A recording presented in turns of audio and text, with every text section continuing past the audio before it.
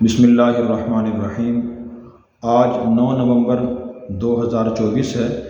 9 نومبر کو شاعر مشرق، عظیم انسان، علامہ ڈاکٹر محمد اقبال رحمۃ اللہ علیہ کی سیالکوٹ میں ولادت ہوئی۔ علامہ اقبال بہت بڑے فلسفی، بہت بڑے سیاستدان، قانون دان اور عظیم شاعر تھے۔ دنیا کے شاعروں میں، بڑے شاعروں میں سے ایک عظیم شاعر تھے۔ ان کی شاعری اکثر قرآن و سنت کی تعلیمات کے مطابق ہے اور اس میں ہمارے لیے بڑے سبق ہیں۔ نبی کریم صلی اللہ علیہ وسلم نے بھی اچھے اشعار کی تعریف فرمائی اور آپ نے فرمایا ان من الشعر لحکمہ، کہ بعض شعر حکمت سے بھرے ہوئے ہوتے ہیں۔ تو علامہ اقبال کی شاعری بھی ایسی ہی ہے۔ ہمیں ان کی شاعری پڑھنی چاہیے۔ ان کی شاعری پڑھنے سے، سمجھنے سے دل میں نئے جذبات پیدا ہوتے ہیں، انسان کی غفلت کے پردے چھٹتے ہیں۔ میں ان کے آج صرف 2-3 اشعار پیش کرتا ہوں، تھوڑی ان کی تشریح کرتا ہوں تاکہ ہم دیکھ سکیں اور آپ کو بتا سکیں کہ ان کی شاعری کتنی عظیم الشان ہے اور کیسے انسان کو نئے جذبات عطا کرتی ہے۔ ان کا ایک شعر ہے، انہوں نے فرمایا یقین محکم، عمل پیہم، محبت فاتح عالم، جہاد زندگانی میں یہ ہیں مردوں کی شمشیریں۔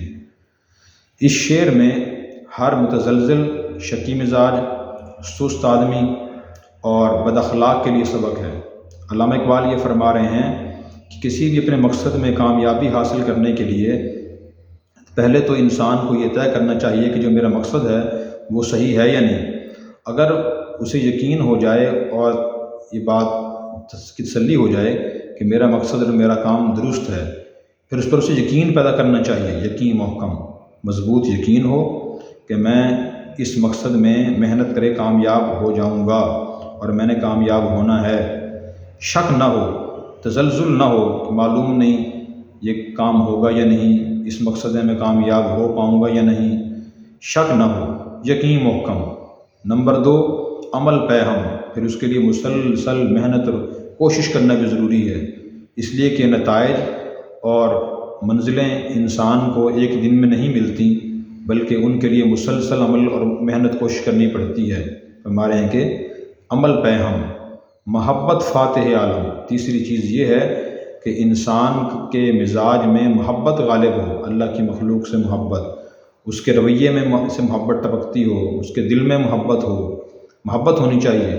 جس شخص میں یہ 3 چیزیں ہیں، اپنے مقصد پر یقین، مسلسل کوشش اور محبت کا مزاج، تو انہوں نے فرمایا کہ جہاد زندگانی میں یہ ہیں مردوں کی شمشیریں۔ تو جو لوگ کام کرنے والے ہوتے ہیں ان کی زندگی میں یہ 3 چیزیں تلوار کی طرح کام کرتی ہیں۔ جیسے ایک مجاہد اور جنگجو میدان جہاد میں اور میدان جنگ میں جنگ کرتا ہے اور دشمنوں کو صفایا کرتا ہے، فتح حاصل کرتا ہے، جس شخص میں یہ 3 خوبیاں ہوں گی اسے اس زندگی میں کامیابیاں حاصل ہوں گی۔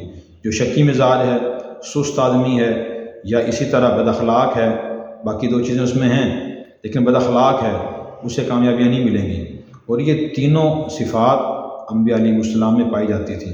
نبی کریم صلی اللہ علیہ وسلم کو دیکھیں کہ آپ کو مقصد پر یقین تھا کہ جو میرا مقصد اور میرا کام ہے، دین کو پھیلانا، لوگوں کو دین سمجھانا، عمل پر کھڑا کرنا، آپ کو اس پر پورا یقین تھا۔ اتنا یقین تھا کہ مکہ میں جب آپ نے دین کی دعوت دینا شروع کی تو مکہ کے سردار ایک مرتبہ جناب ابو طالب کے پاس آئے کہ اپنے بھتیجے کو منع کریں کہ نئے مذہب نہ پھیلائے، اور اس کے بدلے میں جو ان کی ڈیمانڈ اور مطالبہ ہے ہمیں بتائیں، ہم وہ پورا کر دیں گے۔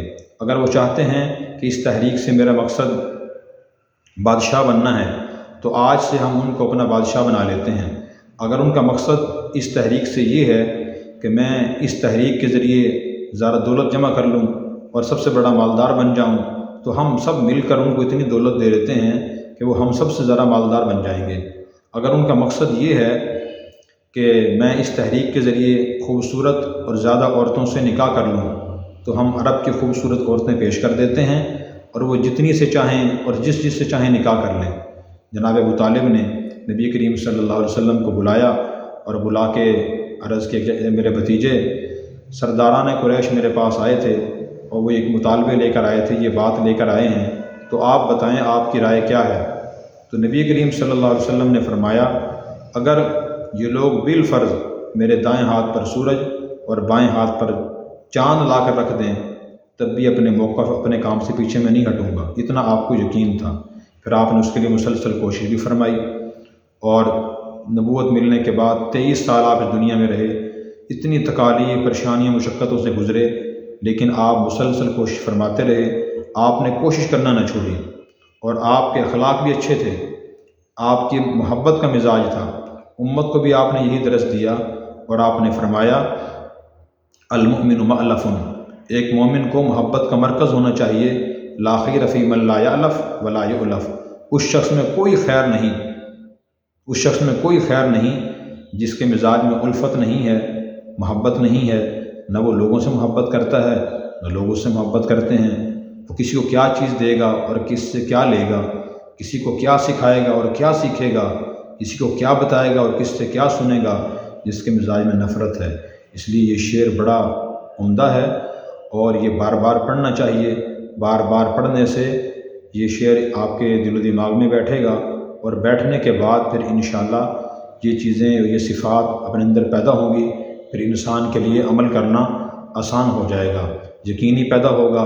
نمبر 2، مسلسل کوشش بھی انسان کرے گا، سستی ختم ہوگی، اور نمبر 3، اگر وہ بد اخلاق ہے، نفرت کا مزاج رکھتا ہے، تو اس میں محبت بھی آئے گی۔ اسی طرح ان کا ایک اور شعر ہے، انہوں نے فرمایا وہ فریب خوردہ شاہی جو پلا ہو کرگسوں میں، کیا خبر اسے کہ کیا ہے راہ و رسم شاہ بازی۔ کرگس گدھ کو کہتے ہیں، شاہی ایک خوبصورت پرندہ ہے، تو کرگس جو گدھ ہے وہ مردار کھاتا ہے، مردوں کو سونگھتا ہے، ان کو نکالے کھاتا ہے، گھٹیا خوراک ہے اس کی۔ تو اس کا پس منظر شعر کا یہ ہے کہ شاہین کا ایک انڈا گدھ کے گھونسلے میں رہ گیا تھا، اور اس انڈے سے شاہین جب پیدا ہوا، دنیا میں آیا، تو وہ گدھوں کے ساتھ رہنا اس نے شروع کر دیا، اور پھر اس کے بعد اس نے یہ سمجھ لیا کہ میں تو گدھ ہی ہوں، مردار کھانا شروع کر دیا، مردار سونگھنا شروع کر دیے۔ تو علامہ اقبال اس کے بارے میں یہ فرما رہے ہیں کہ فریب خوردہ شاہین جو پلا ہو کر گسوں میں، یعنی گدھوں میں، اسے کیا معلوم کہ اسے کیا خبر کہ کیا ہے راہ و رسم شاہ بازی۔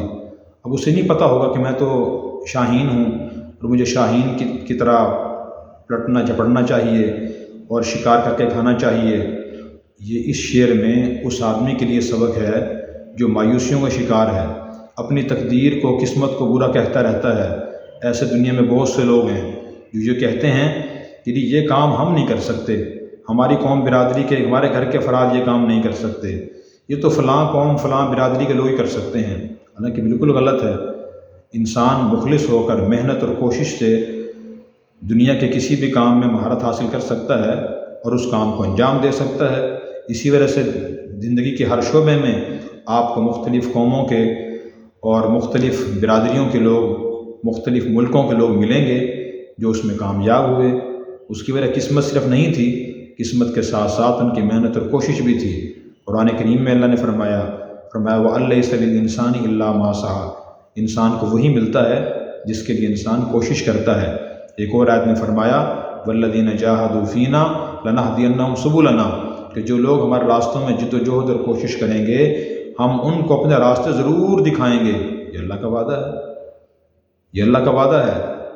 اس طرح فرمایا وَيَهْدِي إِلَيْهِ مَن يُنِيبُ، اللہ تعالیٰ اس کو ہدایت دیتے ہیں اور صحیح راستہ دکھاتے ہیں جو اللہ کی طرف متوجہ ہوتا ہے، محنت اور کوشش کرتا ہے۔ اگر بلال حبشی، حضرت سلمان فارسی، حضرت شعیب رومی، یہ دوسرے خاندان برادریوں کے لوگ، اگر انہوں نے محنت کیے اور ہدایت حاصل کرنے کی کوشش کی، اللہ نے ہدایت دے دی۔